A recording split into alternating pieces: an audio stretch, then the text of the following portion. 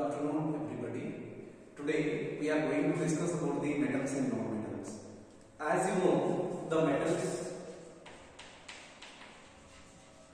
metals are nothing but elements.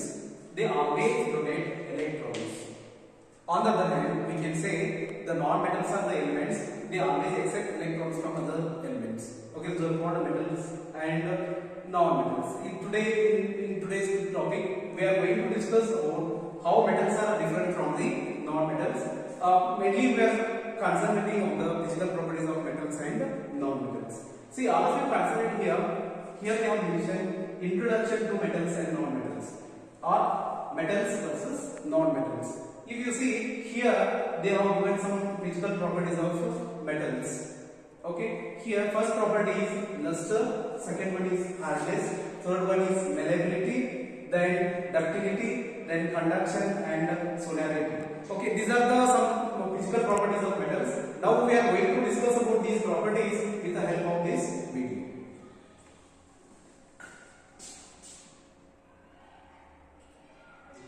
In our daily routine, we come across many different objects. Every object is either made of a metal or a non-metal. Now the question arises, can we categorize a substance just by looking at it? See here, here they have shown different items. See, do you think that based on the appearance, we can say which one is a metal or non-metals? Here question is, can we categorize a substance just by looking at it? Yes or no? Okay, we'll see in the video now. At it? Yes, we can. Substances made of metals have a shiny appearance. This property of metals is called metallic luster,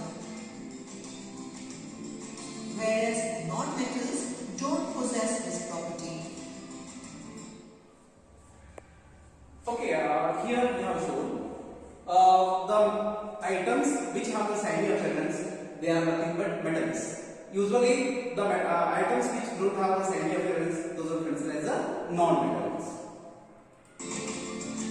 Apart from luster, few other physical properties that will help us differentiate between metals and non-metals are hardness, malleability, ductility, conductivity. See here, we can differentiate the metals and non-metals by their shiny appearance. That property is called luster. Okay. Apart from this, we have different properties also, like hardness, malleability, ductility, and conduction. By that also, we can differentiate metals and non-metals. Action and sonority. Take each property to find out more about them. Okay, now we are going to discuss about each properties. First, we are going to discuss about the first property, that is nothing but luster.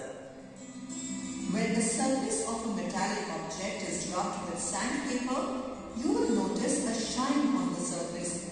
Only metals have this property called metallic luster. Whereas if you rub wood or plastic with a sandpaper, you won't get this shiny surface. That's because non-metals don't possess the property of luster. Here we have explained what you mean by luster. See, if you rub any object with a sandpaper, if they show shiny appearance, that is called luster property. And here they have rubbed with the wooden piece with the help of the sandpaper, but here you never get any shiny appearance. It clearly indicates that it is non-lustrous. Non-lustrous in the sense there is no reflection of light. The metals are always lustrous in nature because they will reflect more light, but such a property is totally absent in non-metals.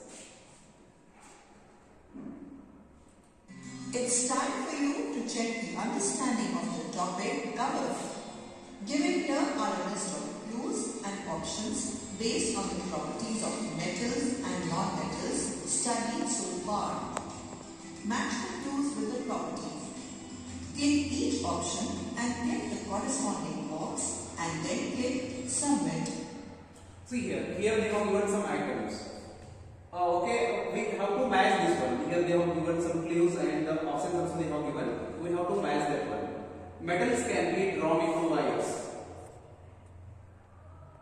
Okay, what do you call for that property? Whether it is, we are going to check that one. Okay, malleability.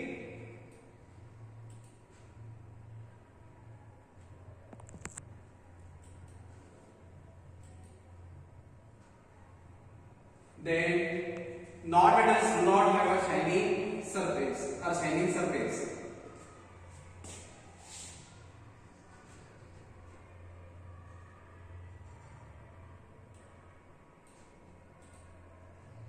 Then third one, metals can be beaten into sheets.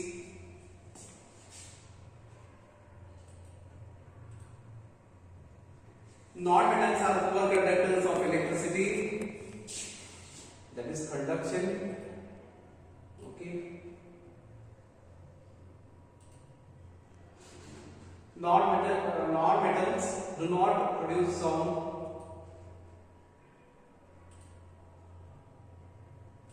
Not quite. The correct answers are displayed. Yes. See here. Here some answers are wrong.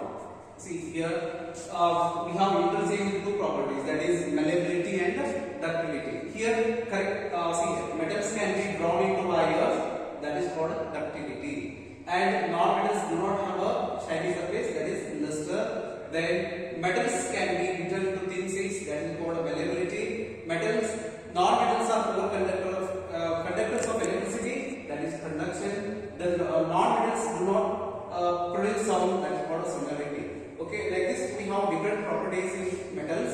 Okay, based on these properties we can classify the metals and non-metals. Apart from this, we can classify the metals and the non-metals based on the physical properties. Like if you think about the metals, you consider two charts, that is metals and non-metals. Usually if you think about the metals always exist in a solid state. The metals are always exist in the solid state. The metals always exist in the solid state. But in case of the non-metals, usually these non-metals exist in gaseous form as well as in the liquid form. Here you are able to see liquids and the gases. But most of the metals are always exist in a solid form. But even though here one exception is there, that is nothing but mercury. Mercury is a metal, but even though it exists in a liquid form, it always exists in the liquid form. And in the same manner, as I told, the non-metals were able to see solids and the gases, but here also one of the non-metal exists in the form of liquid, that is nothing but bromine. Bromine is a non-metal, it always exists in a liquid form. Then, if you think about the hardness, usually metals are too hard. The metals are too hard. They are very much hard in nature, and in case of the non-metals, if you compare this property, they are very soft. The non-metals are very soft. And again, the next property, that is about melting point. Melting point, and one more is boiling point. Here, in case of the metals, the melting point and boiling point is too high. In case of the metals, the melting point and boiling point is too high, but whereas in case of the non-metals, MP and BP is somewhat low. MP refers to melting point and BP refers to boiling point. It is somewhat low in case of non-metals, and it is also one of the difference. Apart from that, one more is there, that is nothing but density. Okay, anyone will tell me what is by density? See here, the density is nothing but the mass by volume. That is amount of the mass within a particular volume. That is called density. If you compare density is also one of the physical property between metals and non-metals. Usually in case of the metals, that density is too high. Here also same thing, the density is too high in case of the metals.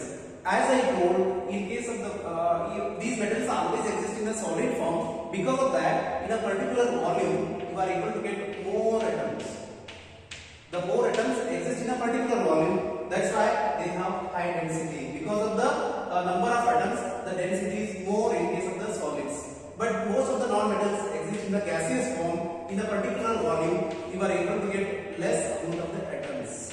The number of atoms are less in a particular volume in case of the non-metals. That's why they have very less density. Means they have a low density. This is also one of the difference between metals and non-metals. And I would like to say one more thing, that is about alloy. Anybody heard about the word alloy? That is alloy formation. That is alloy formation. Alloy means it's a combination or the mixture of different metals of the non-metals. That is called alloy. Usually in case of the metals, you are able to see the formation of the alloys. The alloy formation is totally absent in case of the non-metals, except one of the non-metals, that is nothing but carbon. Only the carbon involved in the alloy formation, but the formation of the alloy is totally absent, present in the metals, but in the non-metals, the alloy formation is absent, except one of the non-metal, that is carbon. I mean, only the carbon is involved in the formation of the alloys. And the next one, if you think about the metals always produce positive ions. They always produce positive ions. That is called cations.